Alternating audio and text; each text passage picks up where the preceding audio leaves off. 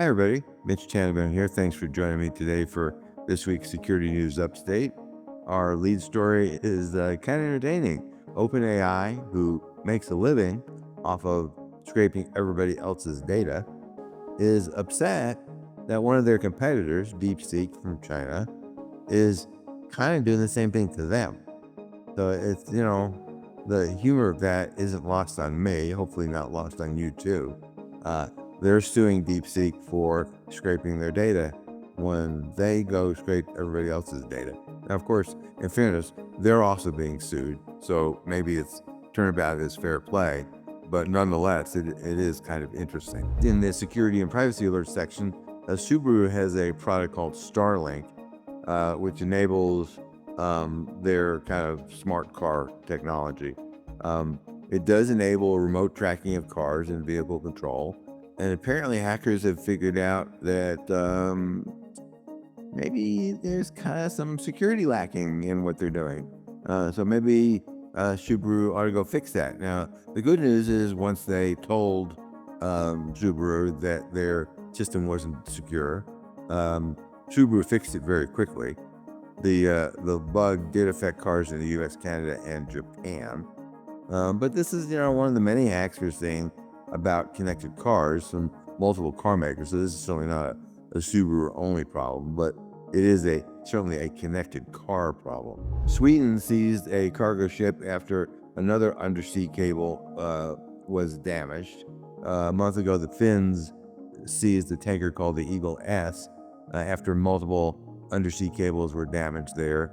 Initially, it was thought to be sabotage, and some people saying it wasn't sabotage, even though these guys dragged their anchor for 100 miles. That's the Eagle S. Now, Sweden has seized the ship because they believe did the same thing.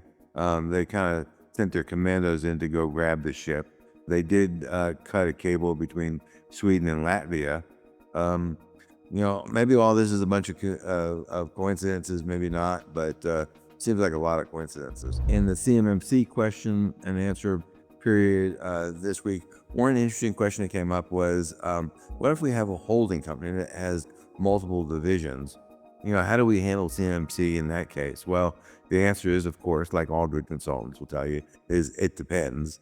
We need to understand the details of exactly what your objectives are and such, but feel free to give us a call. We'll be happy to talk to you. One of our clients brought to our attention the fact that their customer is reminding us about the prohibited manufacturers list, which is from the National Defense Authorization Act and also FAR 52.204-25. It's a surprisingly long list of manufacturers. And so if you're using these manufacturers' equipment in support of a government contract, and remember the current administration has gotten a fairly aggressive start to going after people who they think are committing fraud against the government. So, whether this will be one of those situations or not is unclear, but you might want to check and make sure that you're not using, this is not just delivering to the customer, but using one of these prohibited manufacturers in support of a government contract. In the software and hardware department, Android has a new anti-theft setting, pretty cool. There's an attack vector where hackers on a bicycle will run down or drive down or ride down the street near the sidewalk, and they'll see someone using their phone, and they'll just grab it out of their hand and keep running. And then they hand that off to their partner in crime, go around the block and rinse and repeat. What happens now, if you turn on this setting, is that when that happens, the accelerometer in the phone detects that and just locks the phone immediately. So that might be a good setting to turn on. It actually was interesting. It fired off on me the other day after I turned it on. And I forget what I was doing, but there was a sudden, it was not somebody on a bicycle going after me, but it was a sudden jolt in the phone and they locked the phone. So I like that. Everybody's heard of Chat GPT, of course. Have you heard of Ghost GPT? Ghost GPT is kind of a version of Chat GPT, but without any of the guardrails. We don't need no stinking guardrails, as they say.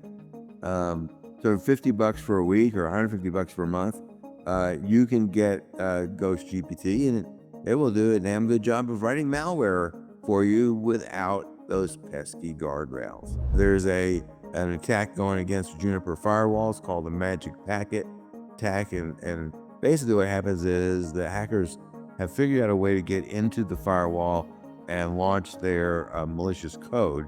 Once that happens, they then send what they're calling, or what the researchers are calling, a magic packet to the firewall, which turns on a back door to make sure that somebody doesn't steal their infected firewall.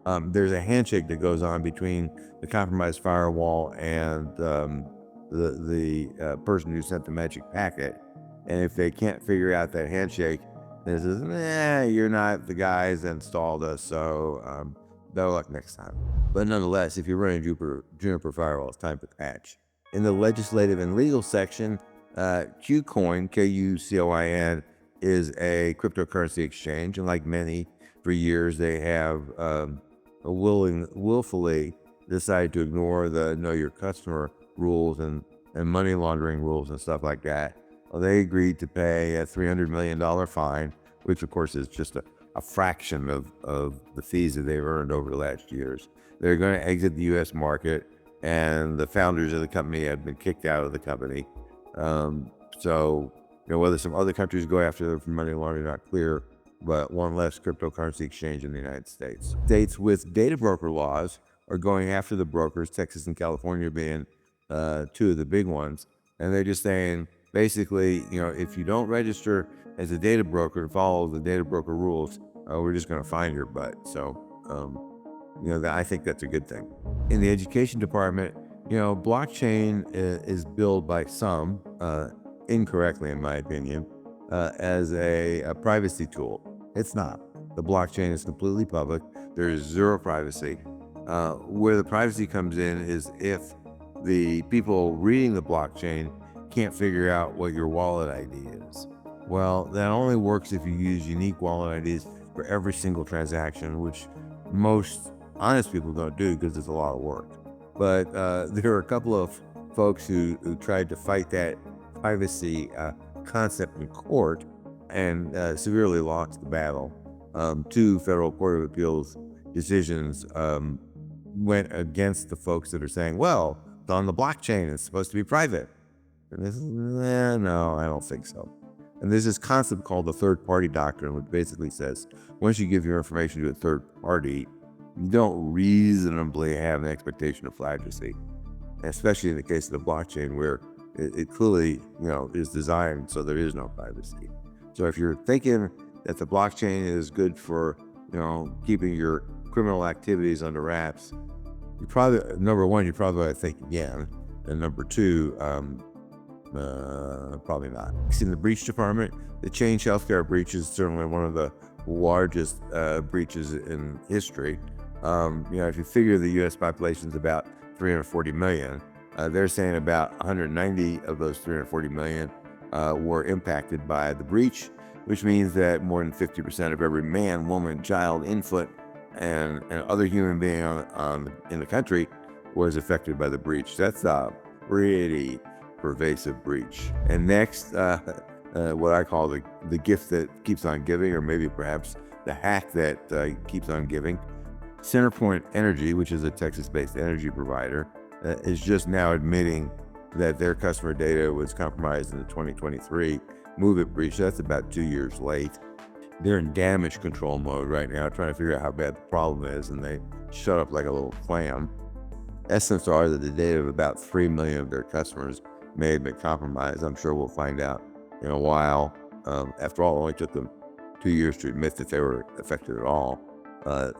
How many customers are actually compromised and how bad it was. The New York Blood Center was hit by ransomware. That's not a good thing. The Blood Center said that its operating divisions have been impacted by ransomware, and they are scrambling to restore services. They serve hospitals in 45 counties, and they serve about 75 million patients. So, them being out of commission is not a good thing. The Chinese AI portal, that being DeepSeek, is under cyber attack. Was it us? Was it somebody else? Probably wasn't the Chinese, I would bet, in this case. The impact of that is new users were not able to sign up, and it was the #1 app in both the Google Play Store and the Apple iStore this past week. So maybe it's just a server capacity problem, or maybe they really are under cyber attack. Interesting study of the state privacy laws, and there's a bunch of tables that kind of back up the data. But basically, what they're saying is, since these state privacy laws were written by industry lobbyists, they don't really protect the privacy of most consumers. And they have tables where they've actually gone off and scored and explained the logic of how they've scored all this. So it's an interesting study. Basically, what they're saying is, 17 of the states that they studied received a grade of C+ or better. Now, for those of you who can remember back to your school days, C+ was a passing grade, but it wasn't one to be admired. Software has bugs in it, and AI is software. It's just the way it is, and it's now at a different scale. New reports are coming out about multiple AI products being used and abused in different unintended and bad ways, and being left unprotected. This will continue for the foreseeable future as people move forward. One of the products is Microsoft's Copilot, and that particular one, you can kind of remove the guardrails and get it to do evil things. And in the Security News Bites section, this is probably a first. U.S. District Court ruled in this particular case that's been ongoing for about 8 or 10 years now, that FISA's Section 702 surveillance, which allows bulk data surveillance of foreigners with U.S. citizens being incidentally captured, was unconstitutional in the way it was used, because they made a bunch of searches specifically looking for this particular guy. We'll see whether or not this holds up on appeal, and I'm sure it'll be appealed. The president's firing of the Intel Oversight Board could threaten the EU-US data transfer agreement. And Europe is not messing around with ships sabotaging their underwater cables. As I said earlier, Sweden sent a bunch of commandos to board a ship from a helicopter that they thought was messing with their cables. And I think the people on the ship, probably decided probably a good thing to cooperate with these guys who had really big guns and were slinging down rappelling cables from a helicopter. And China is hiding some of its attacks in plain sight, which is a very interesting technique. And U.S. companies are cooperating with the Chinese in providing help for these attacks. And as I said earlier, OpenAI accuses DeepSeek of stealing IP. So that's kind of what's going on. If you're thinking about, as I said before, blockchain not being secret, if you're thinking about implementing a blockchain-based database, it's not necessarily good or bad, but you do need to understand what you're getting into. And if you need help understanding that, then give us a holler.